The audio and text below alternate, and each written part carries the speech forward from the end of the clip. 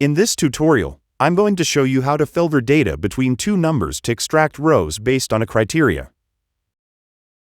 First, let's break down the logic behind filtering values between two numbers. This formula evaluates two conditions for each row. The first criteria checks if the value is greater than or equal to 30. The second criteria checks if the value is less than or equal to 70. The multiplication sign is equal to the end condition. If both conditions are true, the result is 1. If any condition is false, the result is 0. This creates a binary array that marks rows meeting the criteria. Use this logic inside the filter function to extract matching rows.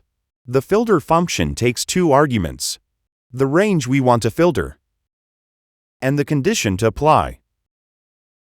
And as you can see, the function returns only the rows where the value column is between 30 and 70. If you found this guide useful, subscribe for more tips and stay tuned.